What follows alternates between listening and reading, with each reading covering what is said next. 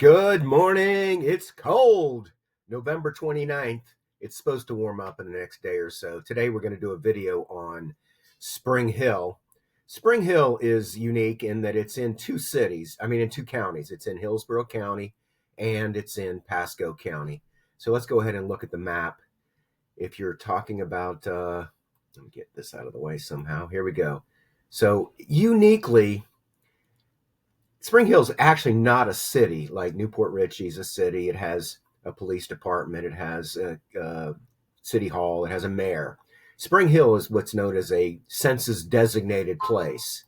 And it's possible that you could be in this neighborhood here with a Spring Hill address, and then the house next door could be a Hudson address. Spring Hill has a large population of homes down here.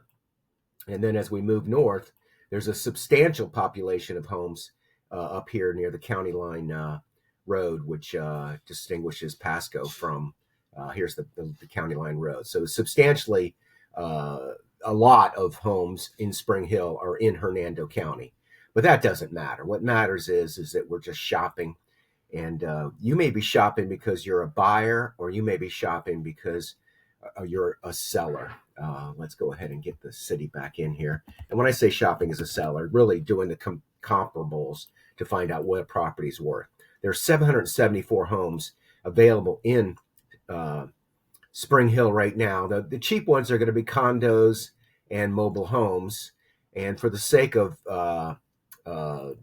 being able to speak, you got to compare apples to apples. So let's just do the single family homes, although there are a lot. Actually, let's look at the mobile homes first. There's 47 mobile homes. There are 702 single family homes.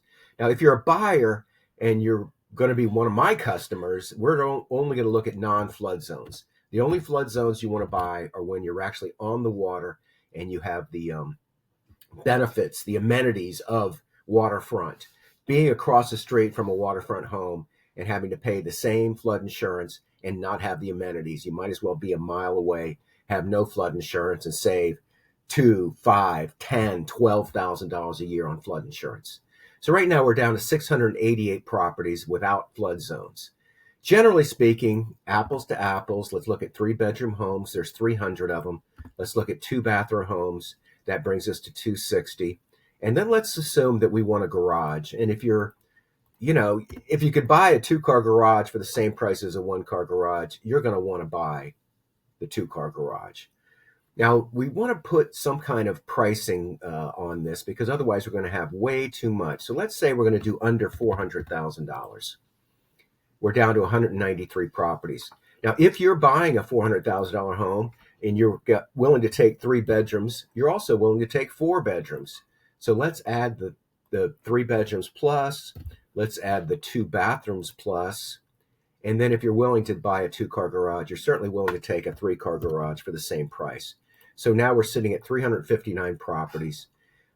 My position is if you haven't bought a home yet, you can buy whatever you want. And what should you buy?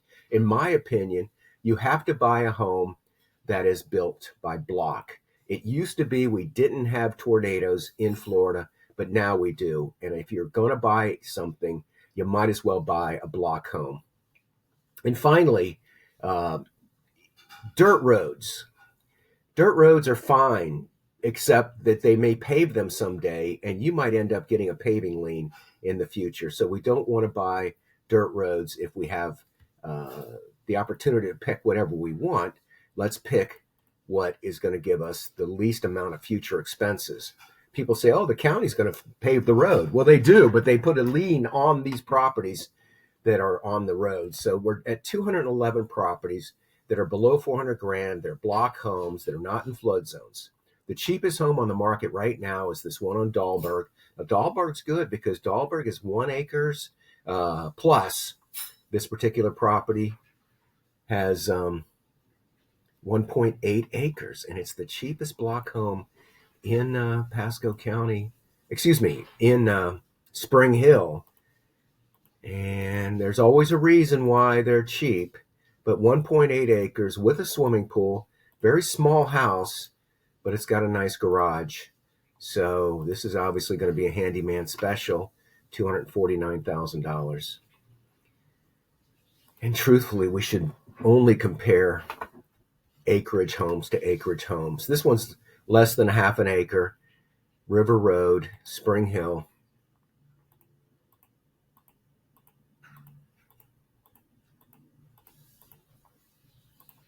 And it's $257,999. Oh, Freeport, $259,000. This one has a pool. And if you don't drive, this is a great house to have because it's very, very close to retail. You walk down the street a couple hundred yards and you're on a main road, and there are lots of retail establishments. Look at this. Now, this one has an HOA fee of $429. We should have probably taken those out. But if you want a deed restricted home, let's go ahead and say that's the best deal for deed restricted properties. Now we're down to 103 properties that have no homeowners association fees. And we have the same first three. Now we have Lakeshore jumping in. Now this is only a 1-car garage, and our criteria said 2-car garage. And if you're shopping and you're more of a value buyer, the 1-car garages and the 1-bathroom houses are going to be a better deal. It's like going to a restaurant. Do you want French fries with that? I don't care if your criteria is value or price. If whatever it is that you want, we can scour the market for the best deal. I actually kind of coined a phrase that I am a student of the Burger King School of Real Estate, and that is that you're going to have it your way. And I'm okay with however it is. If you want the best deal based on price, you're not worried about the second bathroom, you're not worried about the garage. It's going to be a completely different list. These numbers are going to be substantially lower. All right, so this is the overpriced dreams of sellers. 100% of sellers want more than their house is worth. So how do you know what the real market looks like? Well, in any criteria, we can go in and do the solds. So let's do the solds. In the last 180 days, there have been 244 properties that have sold in this criteria, which is 400 grand, 3 bedrooms or more, 2 bathrooms or more, 2-car garage or more, block homes, no flood insurance. Let's bring this down and get a really good view. This is the last 15 days. There have been 26 properties that have transacted. Now, this is the market, not the asking prices, not the overpriced dreams of sellers. Here we go. In Hernando County, this one was asking $289. It sold for $280. This is $183 a square foot. This may very well be the best priced home in the market.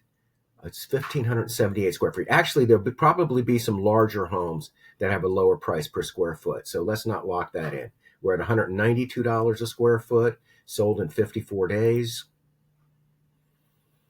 $181 a square foot, sold in 35 days. In theory, the best deals will sell the quickest.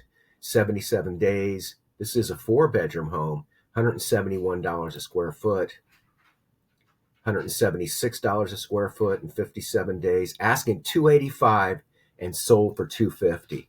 I could go on and on talking about how perhaps they might have gone down to $275 and $265 before they accepted an offer at $250, but it is what it is. I always hated that, by the way. $299,000 sold for $295,000 in 8 days this time. It had previously been listed for 144 days. And there's that word nestled. Oasis, modern oasis nestled. You got to watch my video on bad words in real estate. To me, a listing is a list of features and maybe benefits. But frankly, a lot of these adjectives, these descriptive words, are more to, I don't know, lure you in because it's nestled in a modern oasis. I mean, who's buying nestled modern oasis? People are buying features and they're buying benefits. Listing is a list. It is not some AI generated, or Enjoy the kitchen where the family can have moments together while mom cooks. Please, a kitchen's a kitchen. You don't need to describe that your family might stand around whoever's cooking. All right, 315,000 sold for 304,000, $171 a square foot, $177 a square foot, $178 a square foot, $168 a square foot. How about this? See, this is 1,900 square feet. We're going to find that the larger homes are going to have a lower price per square foot. 6 days. Anytime I see the short days on market, it means that somebody thought this was a good deal. They jumped all over it. This is a pool home, and it's very nice. Oh, and it's colorful.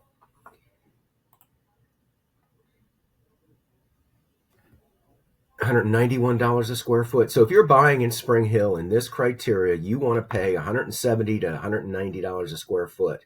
Now, on the other end of the spectrum, the higher priced houses, let's look at some of the higher priced houses and see what the price per square foot is. Now, these are going to be more higher amenities, more attractive for some reason or another.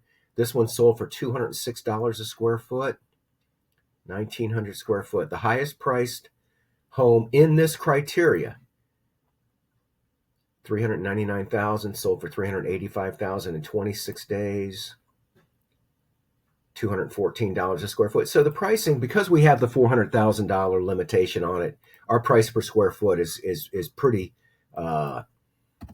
consistent. But for fun, let's go. There was only 2 properties that sold over $400,000. Let's go back a little bit in time and look at what the higher price product. It's a salesman product. It doesn't matter what it is. I can sell stocks, I can sell bonds, I can sell mutual funds, or at least I did for 18 years. So this is the highest priced house in this criteria. And it certainly is an attractive home. Let's look at the price per square foot. $204 a square foot. And that's because this is a giant house, 3,200 square feet. What we want to do is find a smaller house, 2,500 square feet equal 239. Now this is over 2 acres. And really, to do a true analysis, we need to break out the acreage into like acreage. So you compare 1 acre houses to 1 acre houses. You compare 2 to 5 acre houses to 2 to 5 acre houses. You compare 5 to 10 and 10 to 20. And that's just how MLS categorizes it. Obviously, if you have a 4 acre house, you're going to have to make adjustments. It may be more comparable to 5 acre houses, but ultimately it's all about shopping and seeing valuations and determining whether the amenities and the prices, where are you on the amenity versus price? Are you more interested in valuation? Are you more interested in amenities? Look, if you're buying a house for yourself, you want what you want, and you're willing to pay, then this analysis is not necessary. The analysis we would be doing at that point would be an analysis of the amenities versus the price and price per square foot, location. Anyway, I'm Randy Jenkins. I enjoy shopping for real estate. I invite you to reach out to me if you have any interest in talking about real estate. If you have a house you want to list and you want to talk about valuations, I'll be happy to create a video for you for your criteria. For example, my most recent Hudson property was an analysis for a specific seller who wants to sell their house. And I did the analysis to come up with his dream price, which I don't see how we're going to get it. The market is just not a good market right now, which is great if you're a buyer. If you're a seller, you know the challenges. Or if you haven't listed your house yet and you're wanting to sell your house, we can jump on a Zoom call, or I can do a video for you, and we can do an analysis of why, or not why, but how many properties have enormous number of days on market, and how these properties are not getting action, how they're not selling, and how great a market it is if you're a buyer. Hey, I'm Randy Jenkins. Here's my contact information. I appreciate the opportunity to compete for your business, and I wish you happy holidays. Have a great day. Bye now.